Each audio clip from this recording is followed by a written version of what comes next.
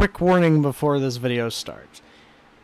If you clicked on it, be aware that this will spoil all of Persona 3, Persona 3 The Answer, as well as some beats from Persona 4 and 5. And especially Royal. If you haven't played any of those games or beaten them and haven't done Royal's third semester, I highly suggest going away for a bit and playing that instead. I'm going to be using all the other games as comparison points throughout the video, so just be warned and don't say I didn't warn you. With that, it's time to start the video.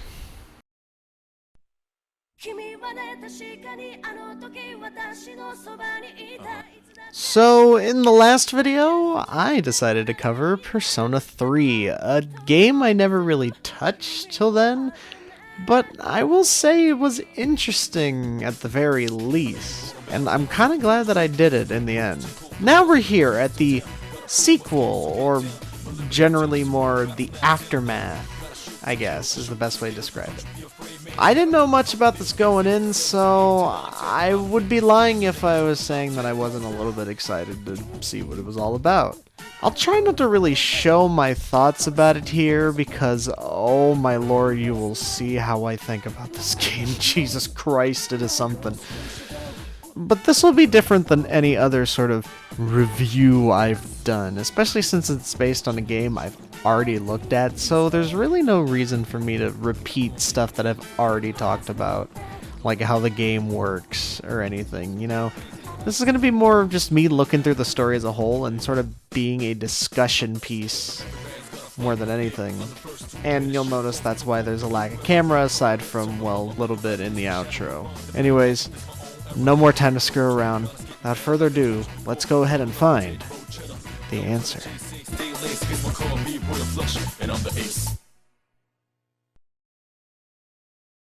So the story begins a couple weeks after the original's ending, which is like, now it's the end of March, and the party members are turning in their evokers as they'll be leaving the next day. Aigis feels troubled for what happened to the protagonist, because, you know, he kind of fucking died after becoming the seal for Nyx, and she's having trouble sleeping. Or powering down. Whatever you want to call it. Who cares? We have a scene of everyone enjoying some nice sushi, and then, once it turns midnight, time loops. Sure. Okay. Everyone thinks it's just a mistake, and then we get some sleep. Anyways, Aigis wakes up hearing a bang in the dorm. As she heads downstairs, she finds a mysterious intruder. This one seemed to be a machine, a shadow weapon, much like Aigis herself. So after an easy tutorial fight, you make it one of the most confusing things I've ever seen in the game. Okay, so get this. Aigis is about to die, then Ken's getting choked out like the little bitch he is. Look, Ken stands. I'm sorry, but I'm right. And then before Aigis is gonna bite the bullet, the ghost of the protagonist motivates her. She gets up, transforming Athena into Orpheus? What? What the fuck? Okay. I'm sure it'll get explained later on. Then we get a scene in the Velvet Room explaining that Aigis is a new guest and whatever. And then we move on. So we find this mysterious intruder is named Metis, and apparently while Aigis was knocked out, the rest of C's contained her in a chair with some rope. Yeah, that's real effective, guys. Come on. She was a weapon made to protect Aigis, and gave her some weird knight armor. Okay, not the strangest thing, but I'll admit it looks pretty cool. It's not bad. And now, for some reason, underneath the dorm, we have a place called the Abyss of Time, and the only way to end the loop is to find the way to destroy the Abyss. Okay. It's not the weirdest thing in the game. Hell, even the series. It's just... what? Anyway, Metis tries to convince everyone to go in, but after attacking them and Aigis, understandably no one decides to believe her. Except for Aigis, so, you know, of course, they're gonna believe her, and since her and Metis were made in the same factory, they're technically sisters, I guess, or were they the same model, something like that, even though it was established that Aigis was the last of them. Let's not worry about it too much. Now we're off to investigate the Abyss of Time, which is just Tartarus 2! And now she has the power of the wild card! Yeah, so now Aegis gets basically the power of the protagonist in every game. Okay, sure, whatever. So after some exploring in the Abyss of Time, where there are these several doors, we find that it has the ability to take us back to certain points in time in the past. And that's when I stopped interest in it, because, oh my god, does it make the ending seem utterly useless with what it's implying. See, part of the game's plot and general feel is the idea of that the crew hasn't really gotten over the MC, which is the most likely thing that's happening, because you see a shadow running around all the time. So, you know, and it looks just like him. So this may lead to a way to bring him back. Allegedly. And if I know my RPGs, this could either end up like Chrono or end up like Dragon Quest XI's post-game. Which one of those I don't want, so I'll hold out hope that it doesn't turn out to be that. The reason I bring it up is because, well, the whole idea of the original game is the acceptance of death, whether it be someone else's, your own, or just the idea that everyone dies and you are mortal. Like, hell, freaking everyone got over Shinji's death just fine, so like, what the fuck? That doesn't make any sense. This gets brought up later in a different way, and trust me, we'll get to that when we get to it. But just, oh my god, it's so frustrating. Okay, now I know this all sounds very negative, but let's go over some positives. 1. There are points after the areas which are indicated by these doors. These points have a secret gold door at the very end. So basically every door has a bunch of doors on the inside, but you gotta get to the gold door and that completes the area. Aside from the first one, which opens up the Polonia Mall, where you could do shops, basically you get access to every shop. We get to see some interesting moments, like what happened to Ken after Shinji accidentally murdered his mom that night years ago. We get to see Junpei before Akihiko found him. And then there's also a really interesting one about, like, the Kurijo group going in to Tartarus for the first time, and you get to see Mitsuru awaken her persona. That's actually very important. And, like, most of it's just filler, but aside from those 3 that really stand out, it kind of just helps build the world a little bit. Those are the most interesting ones, because I feel that it does most for the characters. The other ones are, like, Akihiko meeting Mitsuru and being like, oh yeah, fuck this other school, because I don't join losers. And then there's one with Yukari getting a letter from her dad. Yeah, I think that's it. Like Fuka doesn't even get a flashback, and neither does I. Well, technically, I guess gets one, but still, whatever. It really helps the characters in some ways. For some of them, it stands out. And point number 2. Metis is absolutely broken. So, since Aegis is now the wild card in this campaign, Orgia mode is off the table and is given to the new character. Now, I didn't use Orgia mode that much, but after using it, I kinda like it a bit more than I thought I would. And if you pair it with this character that has literally no weaknesses, and like 2 different elemental attacks being Garu and Bufu, believe me, it does help. She basically carries the game. You want to like put her on your team at all cost. And that's about where I stop praising the game. Woo! Because honestly, I had a real tough time going through this because this game is fucking boring. It's really boring. There's a surprising amount of grinding, which, well, in these games, I don't really mind, and even just RPGs in general, I don't mind grinding. It's not fun here, because all you could do is just take a single party and wreck shop every time. Trust me. Metis, Koromaru, and Ken, they're all members that have, like, no weaknesses, aside from, like, criticals and, like, Hama and Mudo skills, which enemies rarely ever use. And that's the only setup you'll need the entire game. That one's just more of a nitpick. And like,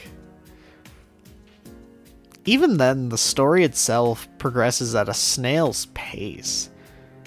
And by the time that I got to the 4th door, nothing really happened and I got little to no answers.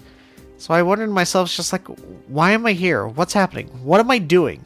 What is going on? But as I played more, I was determined to keep going and find the answer to it. So by around the time that we get to, I want to say the 6th door, we end up finding why we get to see all these memories into the past. And that's because they're the reasons that everyone awoke to their personas. Yeah. Okay, what confuses me even more is why we're even saying it to begin with. Like, why do you have to do this Groundhog Day BS? You could just show what these characters are dealing with. You don't have to have this extra campaign. Are you kidding? And they make a big deal out of the protagonist, but literally this game ends up having nothing with him. We're literally seeing a shadow, and honestly, if it's just some kind of ruse, that's dumber. Well, we do find out what's happening. After going through the 7th door and its areas, we do find out why we see the shadow. And it's in fact the reason the entire Abyss of Time exists. Now you ready for this? So check it. The shadow is a manifestation of the grief everyone experienced with the main character passing. It just happens to take that form. That is literally the reason. Which, it's not the worst idea in the world. It makes sense. Like, some people took it harder than others, and believe me, some do take it harder than others. But it just doesn't work for me from a story perspective.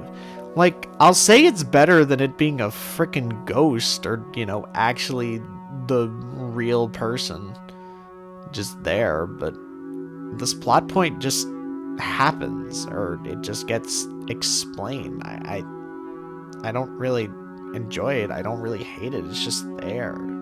But I will say it's a fun boss, though. He changes personas, and they're all ones belonging to the party. The ones I encountered were Athena and Cerberus. So you know what? Good job. You actually made the one fun boss fight in this entire game. So, after the boss fight is over, we end up getting told that shadows and personas are one and the same, which makes sense. Personas are just your own shadows, but they're given a new form, like they're tamed almost. This gets expanded on Persona 4, but I'm glad that it got established here. And we're also told that because of everyone's personas mixed with their desires, the Abyss of Time is like a prison. It was created to keep them there. Then we get those shiny circles on our arms that don't remind me of the little wristbands in Dragon Ball Fusions. And then everyone gets a little key, except for Metis. Well, they're not exactly keys. They're like they're 8 keys that create one big key, basically. So that will either let us escape through the front door, or we can go back to the protagonist's room to unlock the past, take us to slay the shitty Nyx that sucks ass, and probably even save him. Which this creates conflict among the group. Yukari and Mitsuru want to go back and see him, hell, even save him, which is honestly a bad idea and not even possible without Nyx killing everything, might I add, because Nyx is literally unkillable, and the only way that it went away is through the Great Seal. Honestly, they are way too adamant for that door handle dick, let me tell you. Meanwhile, Akihiko and Ken actually make some sense. They want to leave the dorm, that way they can move on from the past and accept the MC's death like normal fucking people. Junpei doesn't really know what to do. Koromaru's a dog, and Aigis is confused because she wants to see him, but she also wants to move on, so she's sort of indecisive. So, instead of talking about it like civilized people, Metis just happens to know about this whole coliseum that'll help the gang hash out their issues, which was never established, and it just happened to exist. And everyone's got their own factions, so you got Yukari Mitsuru, Akihiko Ken, Junpei Koromaru, Aigis Metis. This part of the game honestly infuriates me to no end, and it's for many of the reasons I explained before.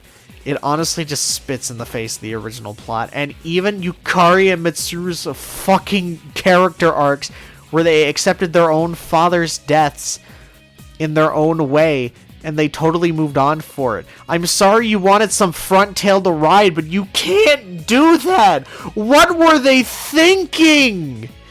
It's just bad writing and a plot contrivance. I don't like it at all. I hate when a game tries to do this and goes against a character's own motives.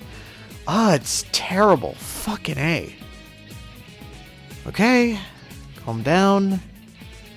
Let's continue. Okay, we're almost done. After beating everyone in some luck-based but easy-to-exploit fights, Aigis learns her answer to life, which, yes, that is what the answer in the title refers to, and she's able to craft the true key after getting everyone else's.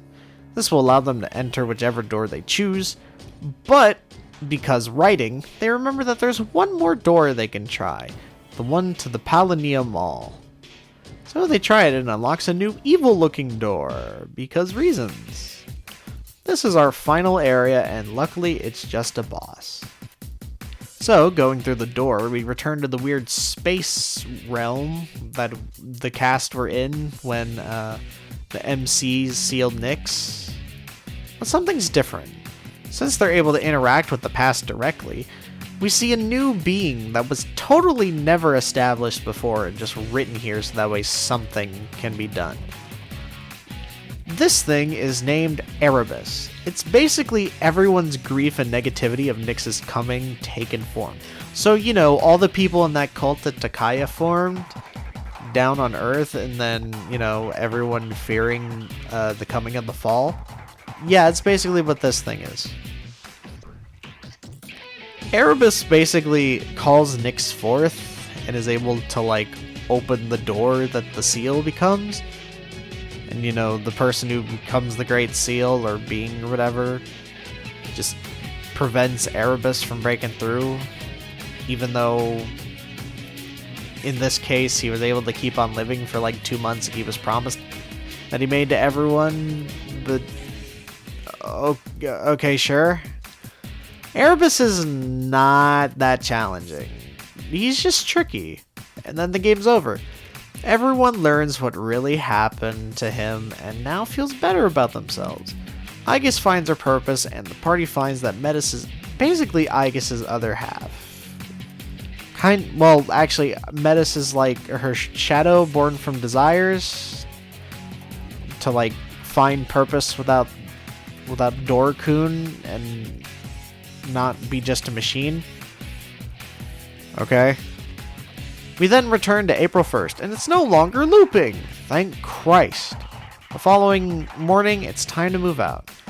Aigis is about to return to the lab, but everyone's mind has changed, so she can live in the new dorms with everyone. Yukari, now not being a salty bitch anymore, decides to ask Aigis to be her dorm mate. And that's the final scene, and thus concludes Persona 3, The Answer.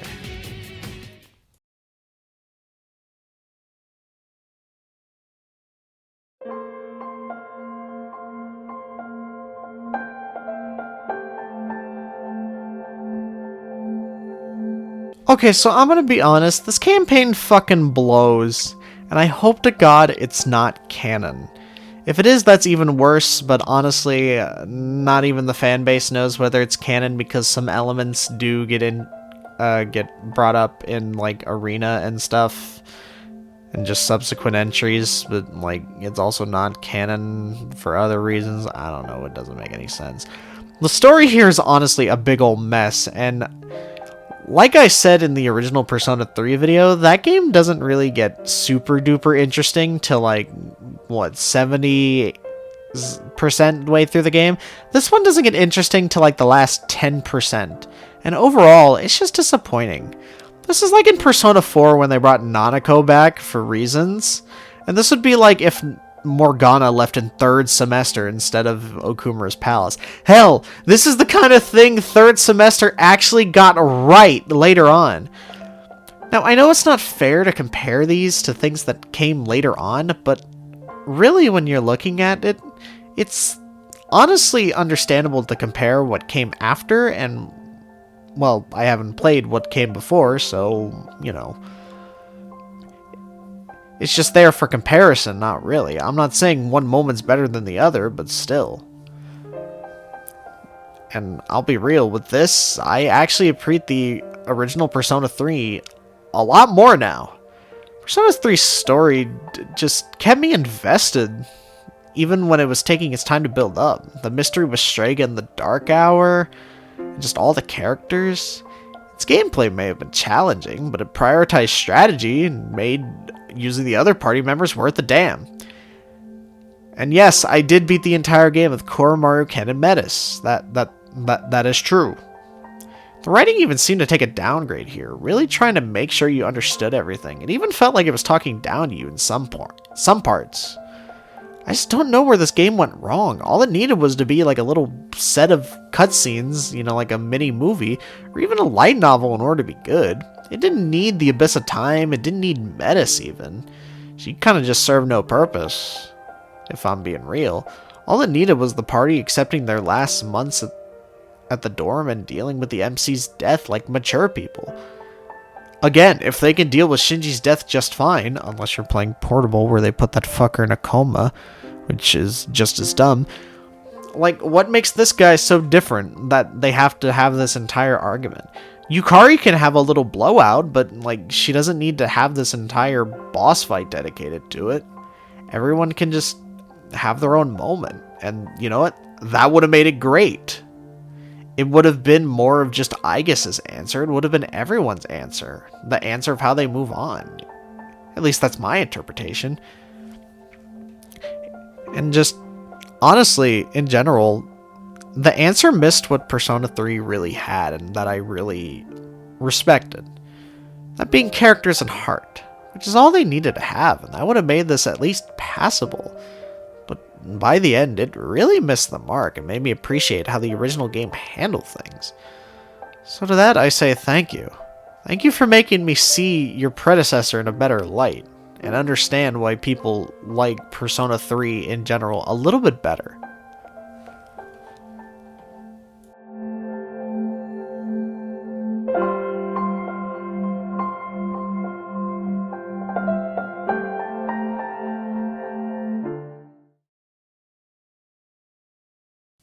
So this may have been a shorter video than most of the ones I've put out recently, but I'll be honest, after looking at what the answer was, I'd say it's an interesting sequel to the original video, or the original Persona 3 video.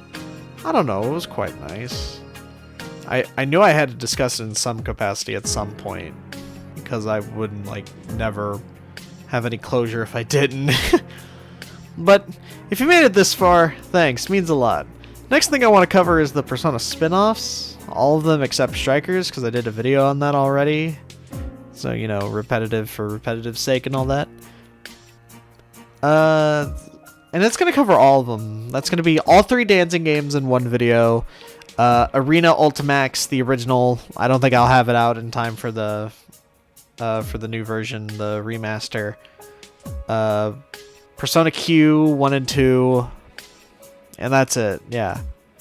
Well, if you liked what you saw, then I'd appreciate it if you gave it a like and a subscribe, as cringe as this might be. But hey, all the other YouTube people do it, or sort of semi-used to. I mean, you gotta get promotion somehow. And if you want to help these videos a little bit extra, I do have a Ko-Fi. I plan to buy a camera and set it up so that way it's facing me and my desk, you know, usual YouTuber format. And of course, just any money that gets donated there will go towards equipment for this and the streams in the future. But that's enough shilling. That's enough from me. Goodbye. Thanks for watching. I'll see you in the next one.